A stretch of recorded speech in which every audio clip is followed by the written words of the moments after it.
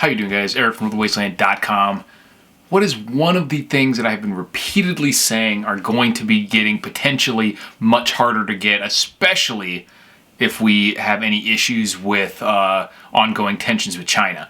And that is antibiotics. Now, we haven't even begun to have any sort of actual skirmishes or major problems with China other than just the lingering threat of that. And already there's other issues that are kind of conspiring and bubbling up to cause there to be medicine shortages, specifically antibiotics.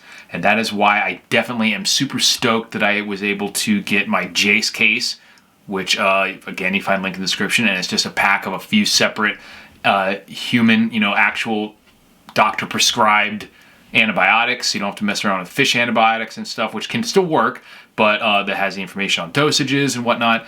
And even CNN now is reporting that around Halloween, some manufacturers began reporting shortages of the liquid pediatric formulations of amoxicillin. And then over the last few weeks, shortages of other antibiotics have emerged, particularly for pediatric formations.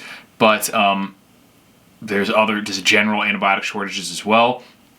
And even Tamiflu and other medications like that, which is why it's super important to have other medical options, not just antibiotics available to you. You could have stuff like just basic cold and flu medications, fever reducers, even like elderberry syrup or even the colloidal silver, whatever options you want to use. But there's no true replacement for legit antibiotics if you get to where you have a massive infection that your body's not fighting. And I definitely recommend you pick that stuff up. They last for a long time if they're stored indoors at reasonable temperatures. We're talking at least years and years, potentially decades, with only minimal loss in their potential strength. You might have to take a little bit more, and you can look up some information on that. But definitely check out Jay's case, because I definitely think this is going to continue to get worse. And doctors are already have heard stories. I think Southern Prepper One and other people with his Boots on the Ground series have people reporting from all over the country of doctors and other medical facilities being stingy in prescribing medicines now, because there might not be major shortages, but they're starting to hold back and not just throw them at everyone. So you might not be getting the painkillers if you're not really crippled with pain. You might not be getting the antibiotics if they think that you don't really need it, and then that could potentially lead to problems if maybe you end up needing it and they wait a little bit to triage you slightly and maybe wait until see if it's going to get much worse before giving you any antibiotics. So definitely something you want to take care of now. And if it's happening now, just imagine what it'll be like if we do get in any sort of massive World War III conflagration, to where these international trade where we get all this stuff is disrupted. The article goes on to say, now my healthcare colleagues from across the country, this article was from yesterday, in areas ranging from Texas to rural Oregon to Southern California to Rhode Island, are reporting that they simply can't find some of these versions of multiple common medications. For some reason, particularly the pediatric versions, but antibiotics are antibiotics, so they could still use smaller doses of other ones. Might just be pills instead of the liquid forms. But they said, I'm hearing about pharmacists coming in early and staying late to try to get their hands on limited supplies. Some physicians tell me that they are sending patients home with printed versions of several different antibiotic prescriptions just in case the first one is out of stock. So they're getting them multiple prescriptions because they're maybe that you can't fill one. So that means you might not be getting, obviously they would have their choice in terms of what's the one you should be using. So if you're getting something other than that, it's probably not the optimal one. It says, unfortunately, according to the American Society of Health System Pharmacists website, there's neither a stated reason nor an anticipated resolution of the shortages in many of these medications. So they don't see a particular reason that this would get necessarily resolved anytime soon. For example, for oral amoxicillin, which happens to be in your Jase case, and they still have some, but the shortages are going to affect them eventually, so you want to hit that when you can. And I'm not just being a super shill.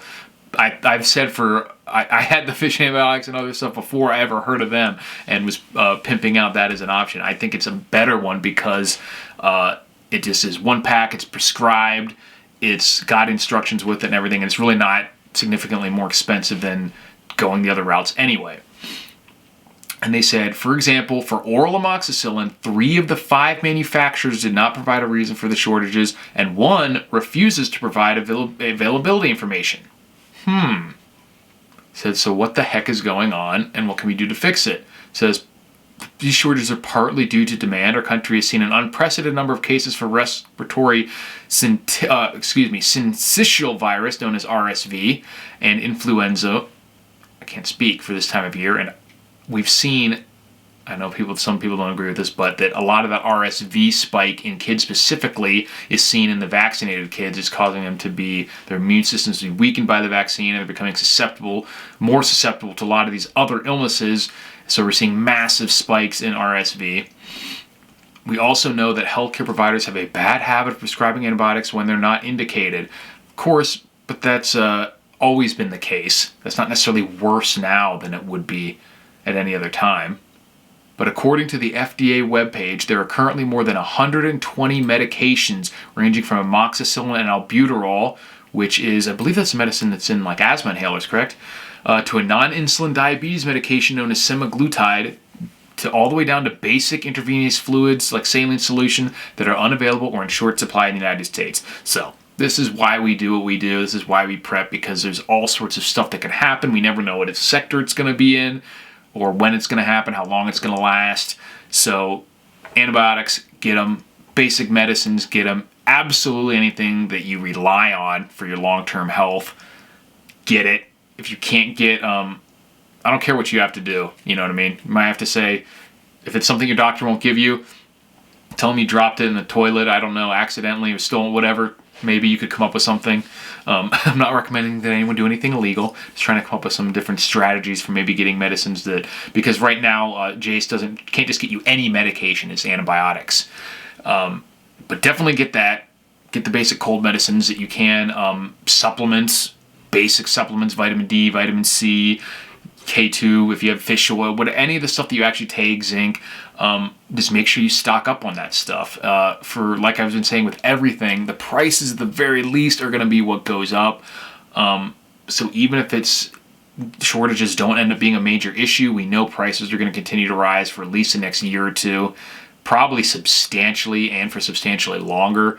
So you're just going to be saving yourself money. And you don't have to go absolutely berserk and buy 20 years of Flintstones chewables or something, but just make sure you have, however long your preparedness plan is with your food, with your water, make sure you have everything for that length of time. Medicine, toiletries, but specifically stuff right now that we're seeing that's probably going to have issues is medicine. Antibiotics, make sure you get your anti-inflammatories like your and your fever reducers.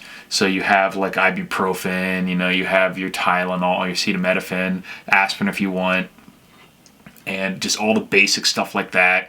Any sort of antibiotic ointments and just everything. Everything you can get your hands on. It's going to keep getting weirder out there, so I definitely recommend that you guys stock up on medical supplies. And I have a few small things that people haven't thought of probably for like their house medical kits they'll be doing a video on in the near future.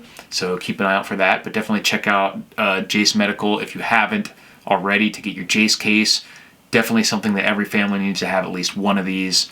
Really no excuse in my opinion if you're going to have any basic level of preparedness, especially with what we're seeing in the world right now. So check that out, guys. Let me know what you think, if this is going to continue to get substantially worse with medicine specifically, and if you've seen something like that in your area, in your field. And thanks for watching. I'll talk to you soon.